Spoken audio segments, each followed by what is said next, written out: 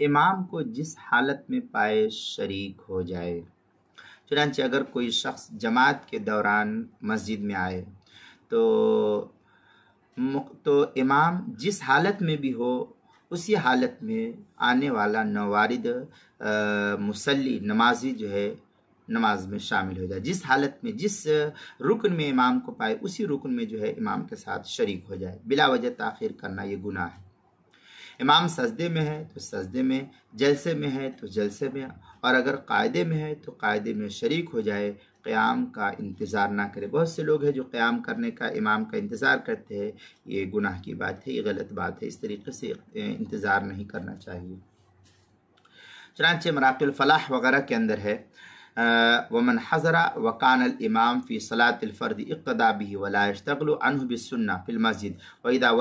وجد الامام ساجدا تجب مشارکته۔ اس طریقے کی عبارت مراقی الفلاح کے اندر ہے، اور آگے تحتاوی میں ظاہر عبارت الوجوب وان قصد الرکوع ففاته ويؤيده حدیث ابی ہریرہ رضی اللہ تعالی عنہ قال رسول اللہ صلی اللہ علیہ وسلم اذا جئتم الى الصلاة ونحن السجود فاسجدوا ولا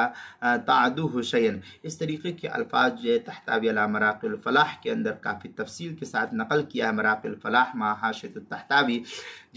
صفحہ 451 سے 456 تک، کتاب الصلاۃ باب ادراک الفریدہ جو قدیمی کتب خانہ کراچی کا چھپا ہوا نسخہ ہے، اور جو میں نے حدیث پڑھی حضرت ابو ہریرہ رضی اللہ تعالیٰ عنہ کی، وہ حدیث ابو داؤد کے اندر کتاب الصلاۃ باب الرجل یدرک الامام ساجدا کیف یسرع، جلد نمبر 1 صفحہ نمبر 137، جو مکتبہ رحمانیہ لاہور کا چھپا ہوا نسخہ ہے، اس کے اندر ترمذی شریف ابواب السفر باب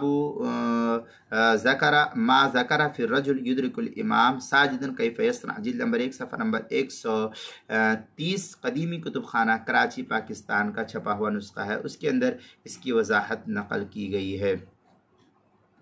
اسی طریقے سے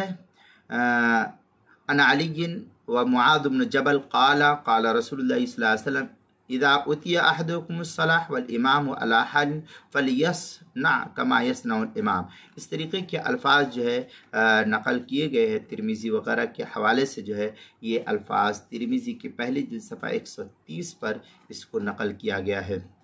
اسی طریقے سے نماز کے مسائل کا انسائکلوپیڈیا جلد نمبر 1 صفحہ نمبر 152، عنوان ہے حروف تہجی الف، عنوان ہے امام کو جس حالت میں پائے شریک ہو جائے، اس کے تحت جو ہے یہ مسئلے کی وضاحت نقل کی گئی ہے، وہاں دیکھ سکتے ہیں۔